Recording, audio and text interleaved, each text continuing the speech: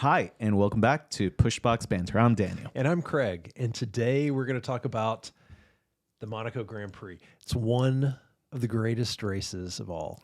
It's, some call it the crown jewel of F1 racing. It's the crown jewel. Yeah. But it's also one of the greatest sporting events of all. This is where, Monaco is where the billionaires, it's like they call it the billionaires' playground.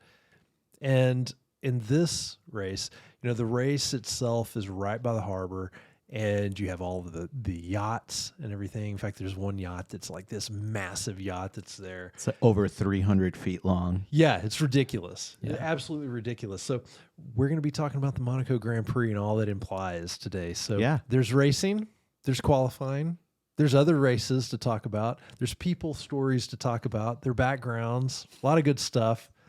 A lot of the events, if you were watching the race, you probably could have fallen asleep in part of it and then woken back up. If you've timed this correctly, you'd be just fine. But there is some excitement that did happen in the race, but it's sporadic. But that's all right because we've got qualifying. So let's talk a little bit about qualifying to start with, and then we'll get into some other stuff with. Talking about Leclerc, his background with the race, since he's from Monaco, then also with Red Bull and McLaren and Ferrari, the whole Ferrari thing. And then we may work in some celebrity talk. I don't know. May not have enough time. We'll see. We always have to lead in with the celebrities, Craig, now. If you want, we could do that. We could start celebrity talk now. No. Let's go. Celebrity talk. Michael Douglas. John Legend. Catherine Zeta-Jones. Heidi Klum. Another Klum. Lenny Klum. Yes. Let's see. Tom Holland. Emily Ratajkowski. That was pretty good. Let's see. The last one that Dario. Oh yeah, that's a good one. What's the lady? Travis Scott. What's the Australian singer that you Kylie like? Minogue. Is that who? Yes. Yeah. Kylie Minogue. One of my favorites. Get her out of my head.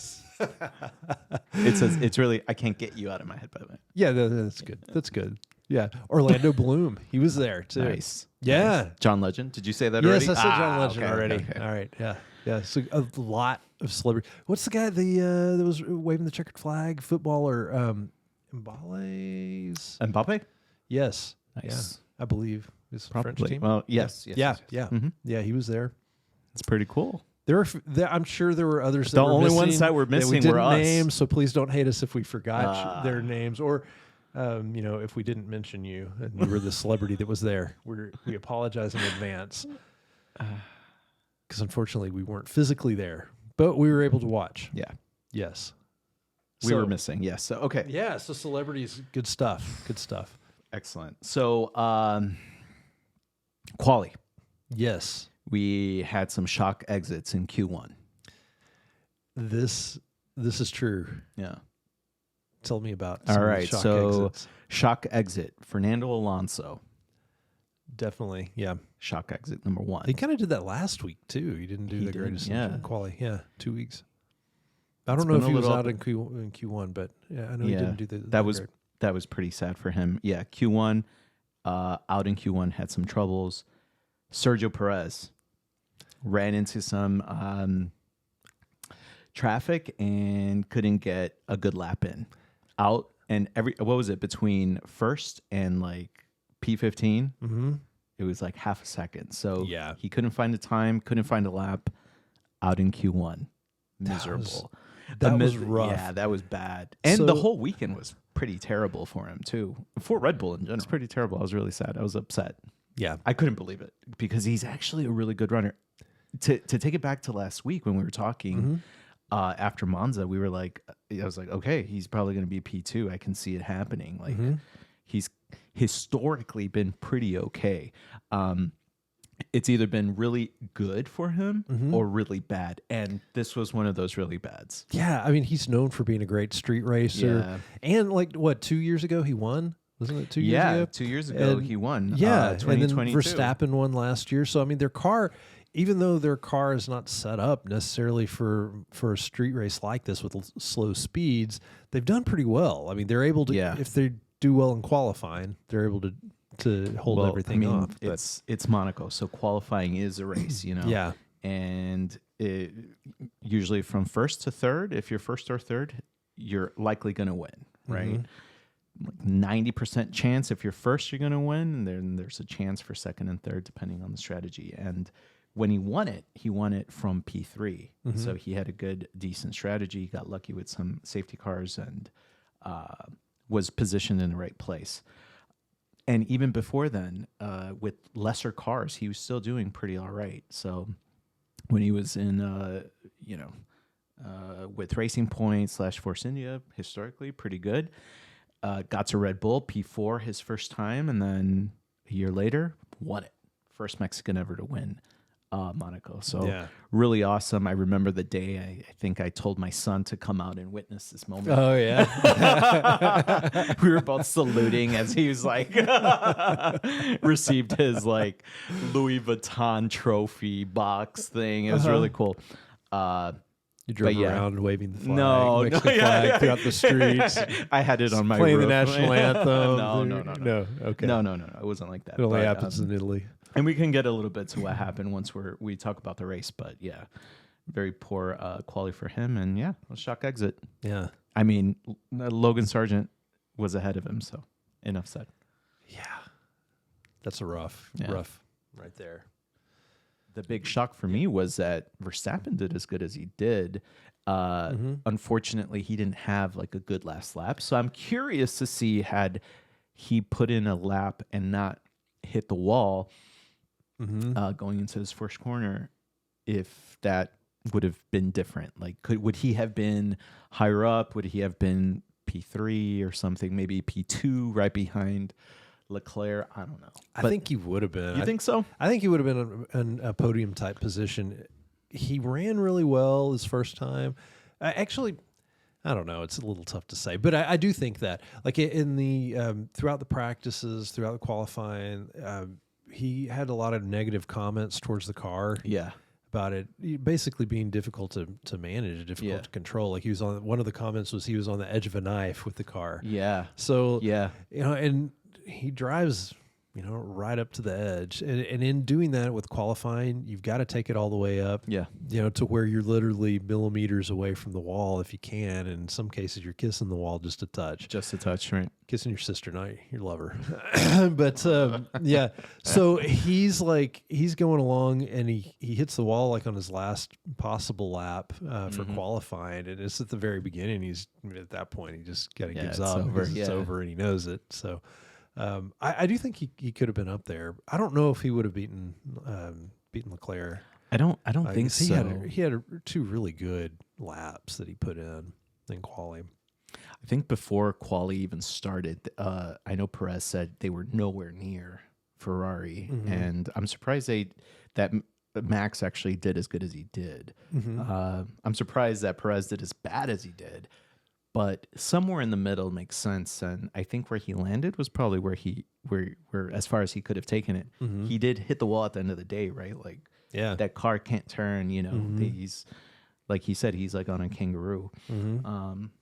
So I think that's what the car could do in such a track that's like dependent on a slow, on slow cars that can manage the curbs and the bumps. Yeah, so Q3, I mean, Leclerc's the big winner. Again. Yeah. Yeah, so I mean, he's winning. So you got Leclerc, Piastri signs, and then Norris. And so everybody's like, hey, who's going to win? I mean, we got the McLaren with the sweet Senna liveries. That was awesome, going on. So, that would have been pretty cool. But then you've got Leclerc, P1, and, in his hometown, home country, home race. That's right. All those homes that you want to say. His adopted son in P2. Yes. You need to give a little bit of blurb about that for those that don't know, because this is kind of funny. Yeah. So right before, it starts really in China where Piastri's basically saying he's a bit Chinese or like 1/16 Chinese, and that might be his home race. And then he goes into Monza, indicating, oh, he's like part Italian, so maybe that could be his home race. And then going into Monaco, he says it once again that he's looking into his Monegasque history, and Leclerc finally responds to him and says, "Oh yeah, we can. I can adopt you. You know, there's a vacancy or whatever." And Oscar Piastri responds with a mock-up picture, like a photoshopped picture of him, of Leclerc holding up Piastri, and it's really funny, and everybody seems to be in the joke. So that was pretty cool. That they're all having a good time about it. So yeah. So with that, I mean, if he is adopted by Leclerc and he's in P2, Leclerc's in P1, is he really going to challenge throughout the race? One of the storylines that we'll have to watch and pay attention to. Yeah, exactly. Yeah. So Monaco, we've got the qualifying done, and it's pretty much set. There's minimal overtaking that happens. I mean, you've got to have like some sort of major accident that goes on, or some like pit stop mess up that happens, really, in order to take that. Now, one of the weird notes that I heard was that in F2 this weekend, that the winner of the F2 race actually started in 15th, which is like super unusual. Yeah, really unusual. Yeah. So I haven't watched any highlights from the F2, but I might. Yeah. But that's kind of interesting because I was like, okay, is it really possible in F1 to do that? I mean, these drivers, they're so good, and the cars are so good. Yeah. Like, is that just an anomaly that if I can pronounce that right? But is that just something that happened because it's in just a slightly lower level? But yeah. So let's go to the race. Yeah. So in this race, so it is the 70th Monaco Grand Prix, correct? Formula One era. So the Monaco Grand Prix, they've been running that actually a long time, more than that, but I think since the 1920s. That's pretty cool. The last Monegasque driver to win was in 1931. Now, this is before the Formula One era. Right. So there has never been a Monegasque winner in the past, in all of these years. Right. So this being the 70th year of the running of this race. So we've got Leclerc starting on pole, and lap one. This being a race that overtakes are practically impossible. One of the things is because the walls and everything's so tight, there's a high probability of there being some accidents along the way, having some yellow car or safety cars, having some possible red flag. Right? Yeah. So what happens on lap one? Yes. We get some good excitement on lap one right off the bat. We've got Sainz and Piastri going after it because they're vying for position and trying, because they know that the start is the time when they can actually change position. That's the best opportunity that they may have the whole race. So they go wheel to wheel, they bump just a little bit. Yeah. Piastri maintains his position, and Sainz gets a puncture. Front left. Yeah. So, he immediately pulls off, yellow comes out, and it's just in those, sectors 1 and 2. The next thing you know, all of a sudden they're talking about that, and they're following the cameras are still on Leclerc, the front Piastri, runners, right? And they're all the way down to the chicane, the main chicane, and they're like exiting the tunnel. Yeah, they're exiting right? out of the tunnel, hitting the chicane, and then all of a sudden they're like, "Oh my, there's been an accident!" Red flag. And I'm like, man, and I'm thinking immediately, Sainz. That's not red flag worthy. And I'm also thinking it was the same thing. Yeah. And I'm also thinking, man, he's gone from third and now he's in the very back of the pack. His day is over and done with. How's this going to impact Leclerc? How's it going to impact Norris and Piastri? Are they going to be able to put all this pressure on him? All these things are running through my mind, right? And then they shift back and they show the accident. It was terrible. You want to talk about this? Yeah. So good. Right after the first corner, Sandoval. Yes. They go Sandoval. Yes. The the back half of the field is going, right? So everybody's basically going into the tunnel, and the back half is basically getting off of the first corner. And since it's a very slow track, right? And you have basically one of the Salbers take a position from Sergio Perez, which is already really, really far down the field. Perez is on the left side of the track, right? He's got Hülkenberg right behind him. Then he's got Magnussen, which is also behind him, but closer to the right. And also kind of close to his right rear wheel, right? And so Perez is kind of leaning towards the edge of the track, squeezes Magnussen a little bit. Magnussen doesn't back out at all, thinks he can, basically pull a Batman and like split his car and go through. Doesn't happen. He hits the wall, hits Perez, takes Perez out. Perez bounces against the wall, ricochets, goes back, hits Hülkenberg right as Hülkenberg's trying to get through the damage, and the Perez's car is just completely destroyed.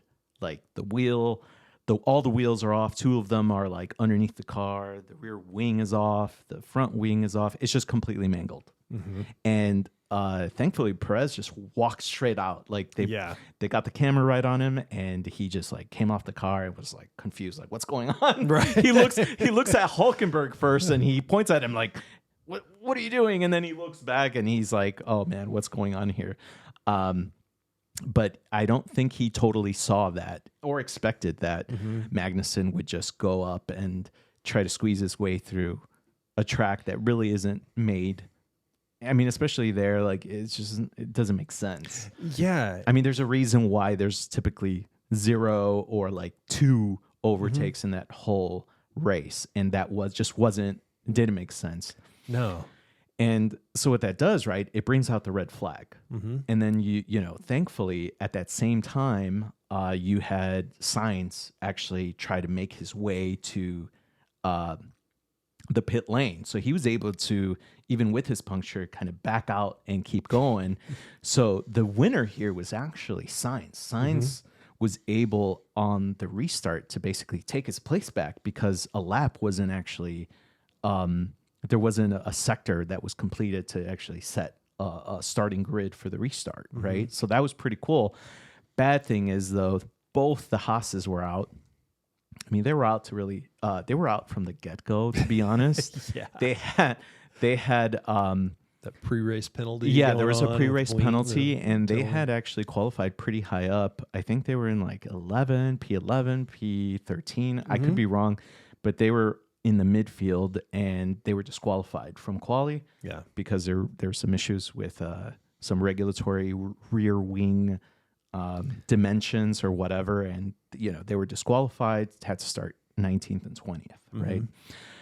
And I don't know what Magnussen was thinking, if P18 was going to be, if it was really worth it, but it was apparently to him almost, could have really injured Perez and his teammate.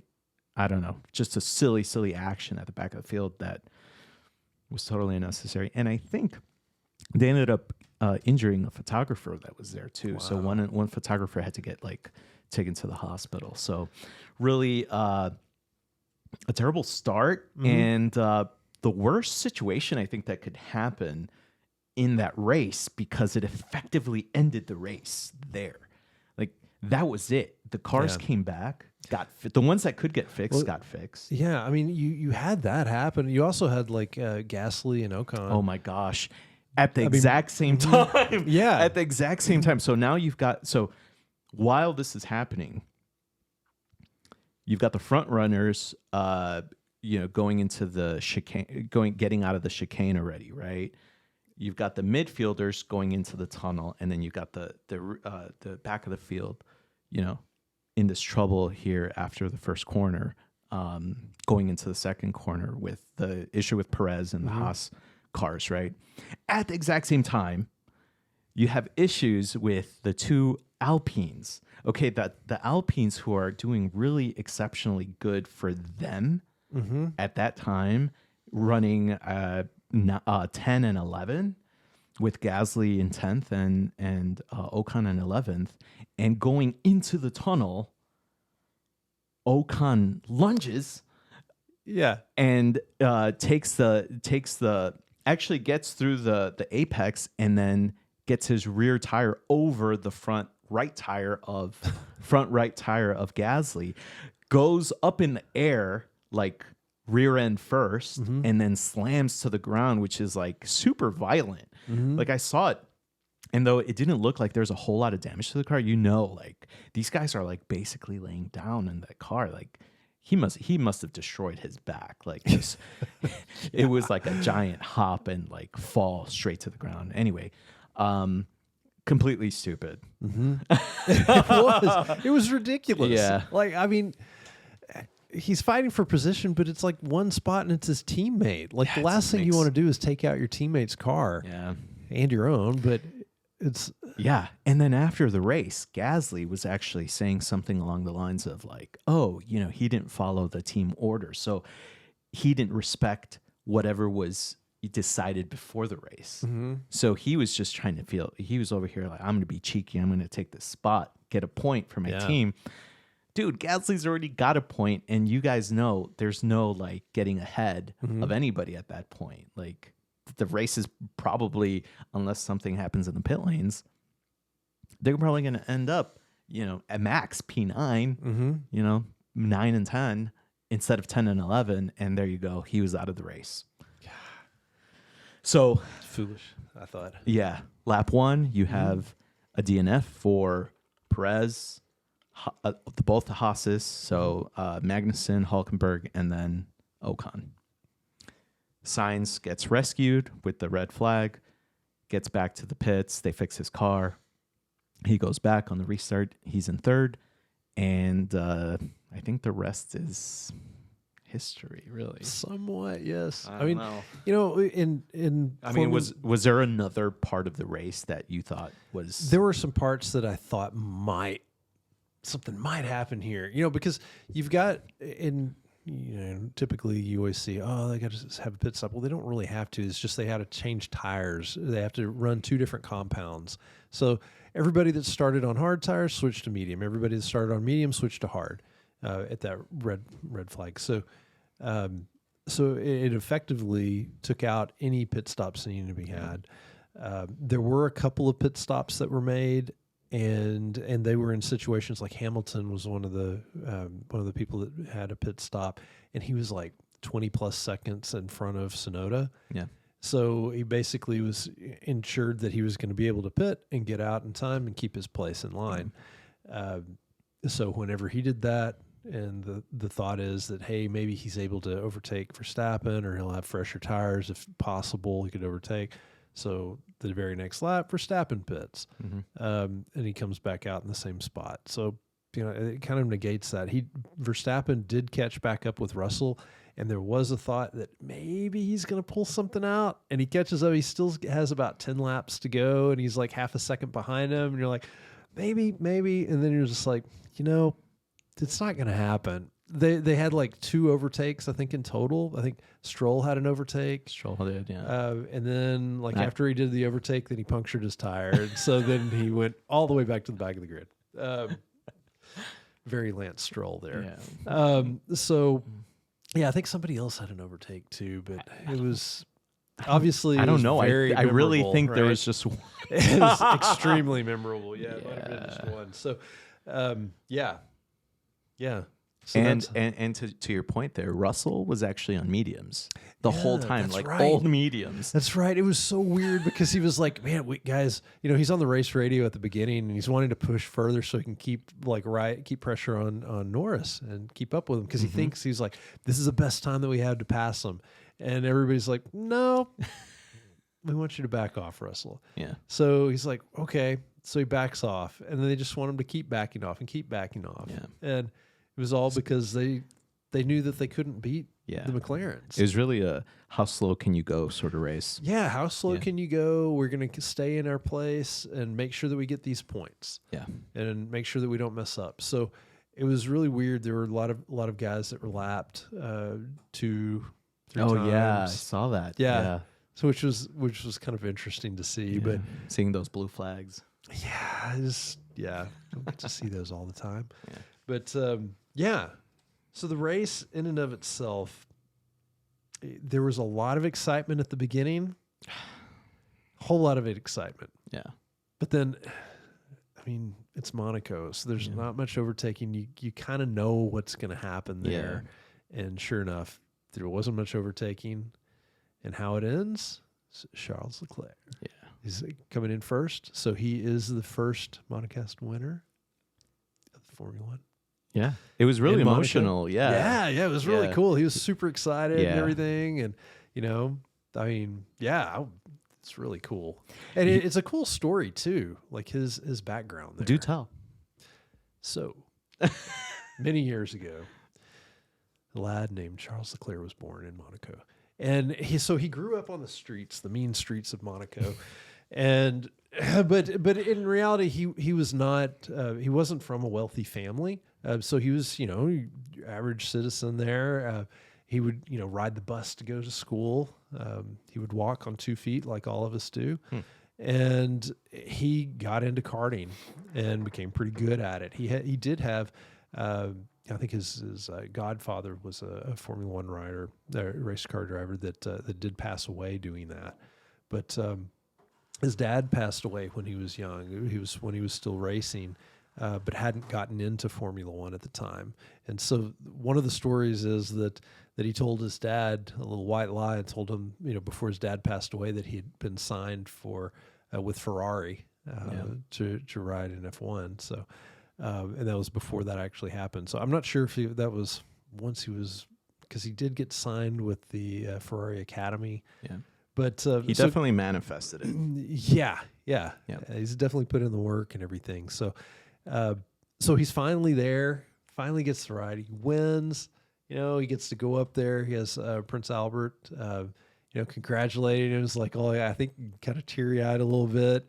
It was kind of cool though, because they do the presentation. He gets the trophies and everything, and they get this champagne out, and Prince Albert is actually spraying him down with champagne. He's like joining in with the drivers with the champagne, so which was really pretty cool. You never see that. No, I don't know if he normally does that. I don't think that. I don't remember him doing that in the past, but this was a special occasion for them. So that was pretty awesome, and you know, of course, he's put in a ton of work with that, so he was pretty excited about it. There's some stuff on Instagram with him, with the Ferrari team afterward, going up to the water side.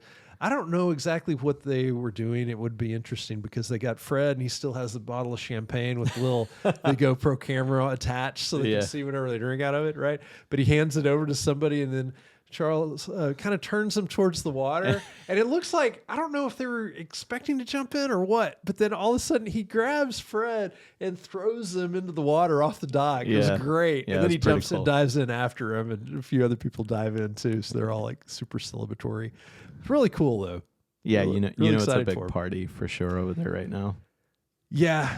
Well, I don't know about right now, but definitely. Probably. Yeah. I mean, we're recording this Sunday night. They're probably still partying there. They're like 6-7 hours behind us or ahead of us. Yeah. That was pretty cool. Yeah. He was he was mentioning at the end of the race, he was saying like how emotional it was for him, that the last 10 laps were the hardest to get through because he started thinking. And he's like, wait, I got to focus on like getting through it because any little mistake I could end up on the wall. And that, you know, all he was thinking about is all the people, all like the friends. He's like, I have friends in every grandstand and everywhere. There's like people I know. My family's in the garage, my best friends, my girlfriend. You know, he couldn't stop thinking about his dad and how like, you know, this is like really for him and all that good stuff. And it was a really nice moment. He was like tearing up. And it was hard to like, oh shit, like, oh, I'm sorry, excuse me. We're gonna have to beep that out. But it was like a really nice moment, and it's definitely something that's unforgettable. And you know, he made history, which is nice. Yeah, it was really awesome for him to be able to do that, and you know, and leading up to this Grand Prix, he's had like really bad luck though. Right? That's true. Yeah. I mean, since like coming into Formula One with Sauber, I mean, first Formula One at Monaco. And it's funny, he did mention this, that like every opportunity, like it's so hard to have an opportunity to be a Formula One driver in general, and then be a Formula One driver and being able to drive a F1 car in Monaco. It's like every opportunity is like one opportunity missed that like it may never happen again. Right. And the fact that, you know, he's had such bad luck, it's like the pressure was starting to build up that like, oh, is this ever going to happen? Right. In 2018, he lost his brakes going into leaving the tunnel, crashed into Brendan Hartley, that used to actually be a Toro Rosso driver. Crashed out. 2019, he's finally with Ferrari. Is overpassing people like crazy in that race. Really? Yeah. At the hairpin, at coming out of the chicane, all over the place. Actually hits, I think, a Renault, ends up getting a puncture, it hits the wall at some point, retires from that race. Then 2020 happens, COVID happens, we don't have a race. 2021, he starts in pole, ends up actually not being able to start, so he gets to the formation lap, and that's as far as he gets. Oh my god! And that's because during quali, he actually qualified in pole, but then crashed. And so he kind of got in pole by default because nobody else could finish their laps. But then it's like, oh, we're gonna risk it. You know, you can't change you really can't change your transmission or anything, your gearbox, because you do that or anything else, then you're at the back of the field, or you're starting from the pit lane. Yeah, right? that's true. So bad luck. 2021, 2022. Before the race, he's driving Niki Lauda's car. We mentioned it earlier in one of our previous podcasts. Crashes Niki Lauda's car. Then the actual race starts in pole, finishes in fourth because of a bad pit stop situation with them. 2023 finally has a decent race, and finally 2024 happens, and there you go. Nice. It's like persistence, right? Yeah. I mean, he had some stuff this weekend in qualifying. Or it was practice. In one of his practice sessions, he was behind Joe. Joe hit the wall. His front wing was damaged. The gets lodged into portion. Yeah, it gets lodged. Like, so I see, he's like, he runs over some of the debris, and that wing is like stuck to part of his car. It's like bad. Gosh. It's like you literally can't have worse timing. Than to being next to a car who crashes into a wall. It gets part of its car stuck in your car. Yeah. While you're like, your car is doing pretty all right. You've got all these upgrades that are finally starting to show something in your home race that you've had really bad luck in, but everybody expects you to win it. Yeah, and in qualifying, like when the qualifying started, he was commenting about how there was something like in the floor of his car by the pedals. Right. Now afterward, he's like, the pedal moved. Yeah, there's some movement around the pedals, but then he said that like afterward, he was like, no, he thought that there was something, but everything was okay, and it turned out to be all right. It didn't have any impacts on him or anything. So, but some of those things, like you're always going to have adversity. Yeah, for sure. At some point, and you've got to be able to overcome the adversity. Some of these things in racing you can overcome that it's still possible, but then there's some types of adversity like Sergio Perez's accident today where you're not going to overcome that today. No, definitely not. So good thing is he walked away and he was okay with that. But so interesting with Leclerc. Yeah, it was interesting watching him too, because of how the race went, with having that red flag on the first lap and then basically being like, hey, we're just going to ride this, and defensively. It was really a blessing for him. I think so too. I mean, it enabled him to be able to do that and not have to worry about the chaos of pit stops and the timing and the strategy behind it. But so then basically he's just managing his tires and being sure that nobody passes him, being sure that he drives wise. And then at the end, then that's when he really opened it up. Yeah, he did. And he won. Yeah. So Leclerc wins, which is awesome. But I think this opens up the question of Monaco. How good is that track for a current F1 car? What type of racing? Is this the type of racing we're always going to expect? I think at this point we know that the race really starts and ends in quali, but is that good enough for Formula One with the current type of car we have? Gosh, it's challenging because you know that there's going to be such minimal overtaking, and at the same time, like there's such history with that track. Visually, like it's awesome. I mean, you've got huge elevation changes. You've got it driving through the streets. You're right next to this. If you're there in person, you can literally be right next to the track. There's no like really edges or anything. The edge is the wall on either side. So that aspect of it's really cool. The history behind it's really cool. The areas, you've got all the yachts that are right there. Yeah. You can sit up on the hillside and watch the race. It's just a really awesome venue. With that being said, the cars when racing originally started, cars were not as wide. As it progressed, the race cars were still not as wide. Now these cars that we have, they're wider, they're longer, they don't turn as well, they're faster. They run off of more downforce than like cars in the past may have, than a lot of in general. But to me, there's some things that they could do to improve the race. I mean, if they keep it with the same type of schematics for these cars as it is, you're going to keep getting the same thing. Yeah. It is interesting watching the qualifying, watching the racing of that.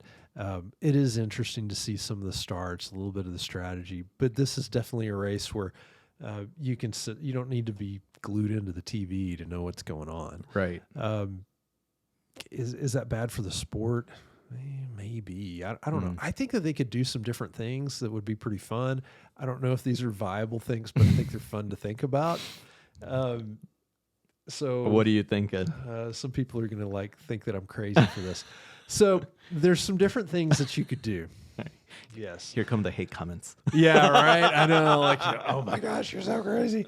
So the smaller car, obviously, if you had a smaller car, this would work. So either you have a smaller car for all of the races, or you have a special car just for Monaco. Would be pretty cool. Monaco spec race car. That would be pretty awesome. Yeah. I don't know how this would work with the driver because I haven't visually seen the size of a car, but they use a vehicle in the wind tunnels that's 60% smaller, or 60% the size. 60% the size 60% of the current car. Of the current car. So I don't know if a human can fit in that car or not. A very small human probably could, but so that would be kind of fun to see.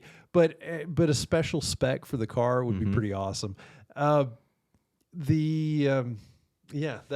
one of the things that I thought of. Another thing that I think would be kind of cool is you still have the Grand Prix, still have it like it is, but in addition, how you normally have a sprint weekend or something. Okay. But you do a different type of race. Maybe not you could do something kind of like a rally race if you wanted, or you could do something that's they have these races in cycling where it's oh gosh, the name of it's slipping my mind right this second, but basically is in indoor cycling, it's on a round or an oval track. They're pursuit races is what they're called. So you have them starting at different spots, and they basically are running for a certain time frame or a certain number of laps, and you can see which one gets the farthest.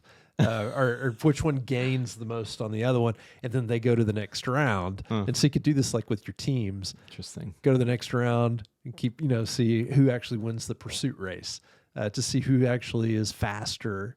Not just it's kind of like qualifying, but it's like taking qualifying to the next level. Interesting. Yeah. Formula One should take note. Maybe. I don't know. I don't know about those. So those are a couple of ideas there. You could have a foot race, but that just wouldn't be quite the same. You could have, have them run a race on their scooters that see Yuki driving around on his little scooter from time to time. Maybe they all have those. They could race that. But those are a couple of things. A rally idea might work too, which would be kind of fun. Or I mean, they could just open up some spots to make overtaking a little a little easier. Or would be even better. You could open up spots and change the track a little bit. Like take out the one chicane when you come out of the tunnel, or adjust it a little bit to where if there's any space to widen the track, widen it. Yeah, exactly. Like, I mean, just any little bit. Yeah. To help with the speed, help increase this. Well, but it's can be such a dangerous thing at that point. I know. So if they're you like just make the taking out track safety a little features. bit wider, There's a reason take they out want them all to slow the safety them down. features, and then everything will be better. Yeah. But no, any of that stuff, like you make any of the portions a little bit wider where you can.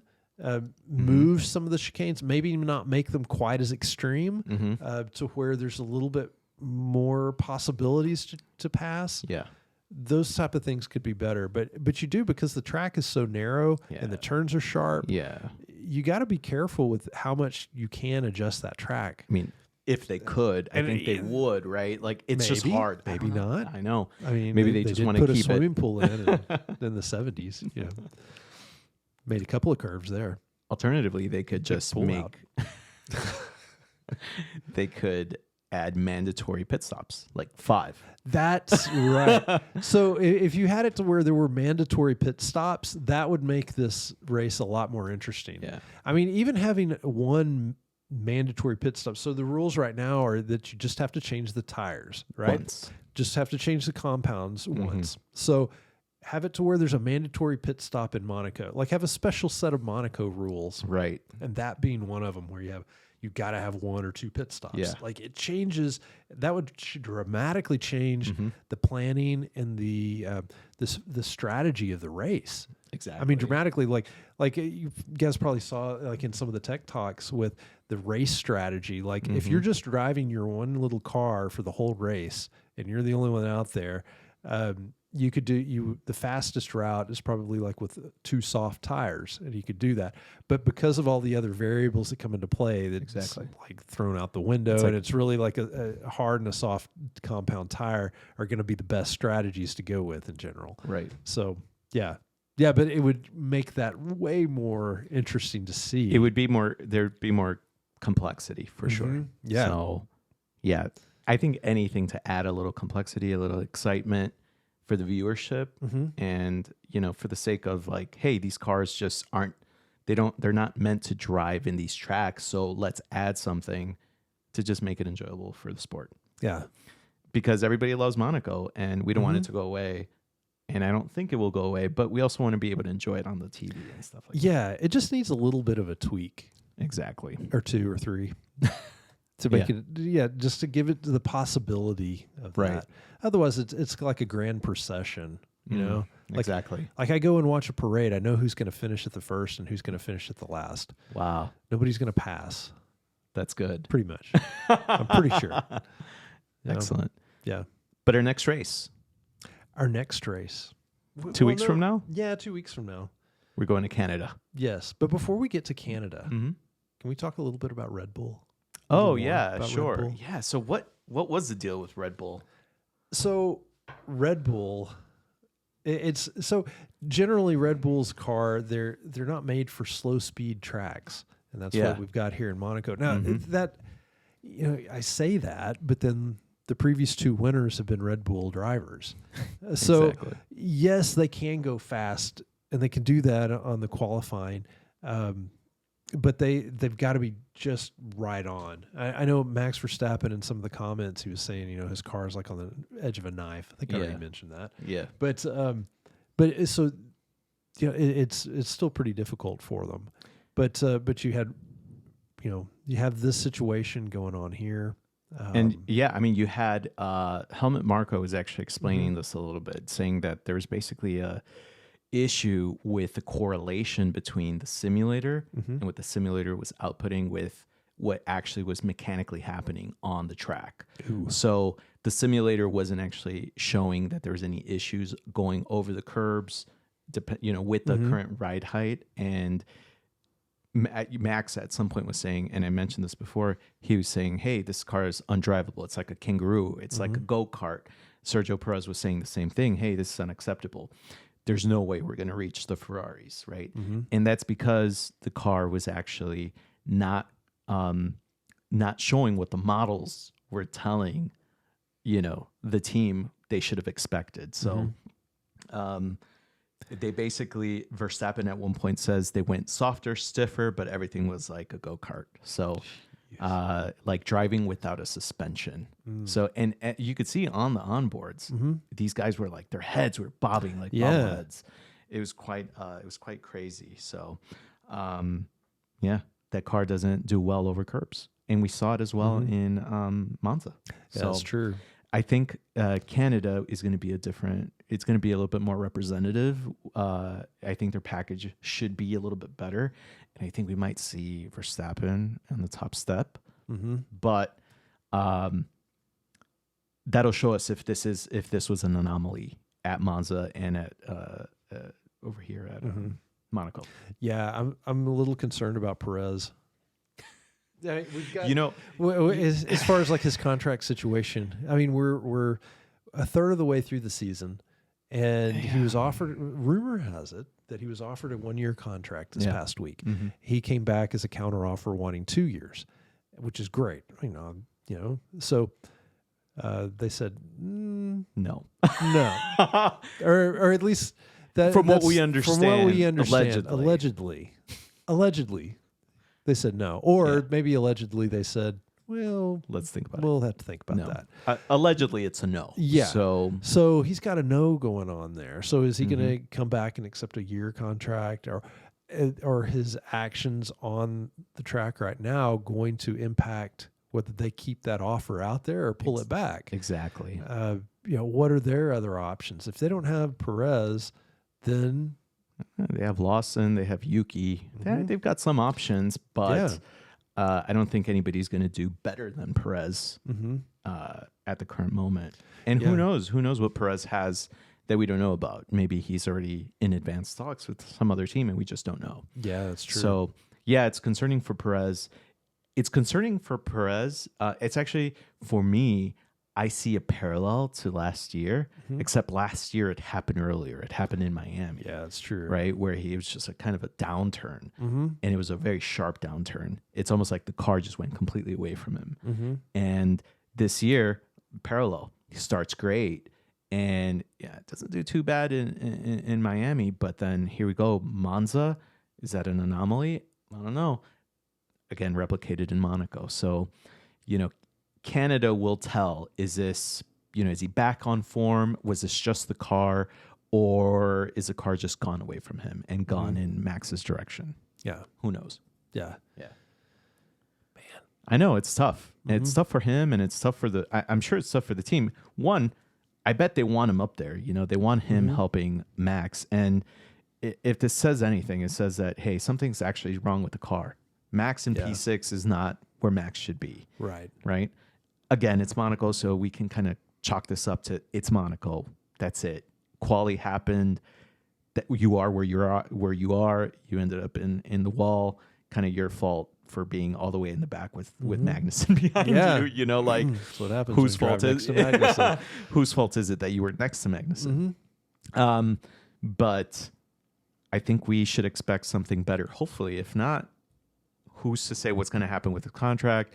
I'm sure, he comes with a lot of sponsorships and stuff, so I'm sure he'll be on the grid next year. It's just a matter of is it just for the year, or will he be with another team for another 2 years, or will he be back at Red Bull for another 2 years or a year? I don't know. Yeah. But I think I have a feeling we'll know more once Sainz settles in with a team, and then I think all the chips are going to start to fall. Yeah. Because right now it's still a little open there. Yeah. Yeah, Sainz has a bunch of rumors going on. So, Williams, he's rumored with everybody. Audi, Williams. I think Mercedes is a hard no now. I'm not sure. Yeah, I don't think that he'll go there, but there's some rumors that are out there about that. Yeah. There's all sorts of good stuff. Yeah. So, Canada is coming up. All right. For me, it's going to be Max. It's going to be Max. It's going to be Perez. It's going to be Leclerc.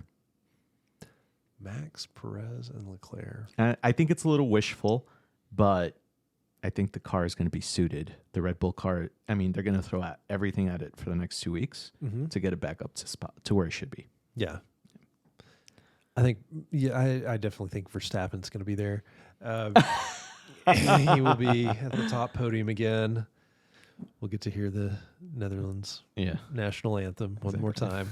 But he will not win driver of the day.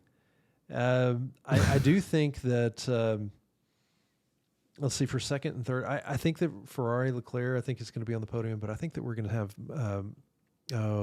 McLaren is going to be on the podium as well. Piastri or Norris? That's a good question. Piastri's I like so Piastri. good right now. I like Piastri. I like what he's doing. Yeah. Or should I say Piastri Leclerc? Yes, possibly. Yeah. Possibly, yeah. Piastri dash Leclerc. It would not surprise me. I don't know. I think Piastri.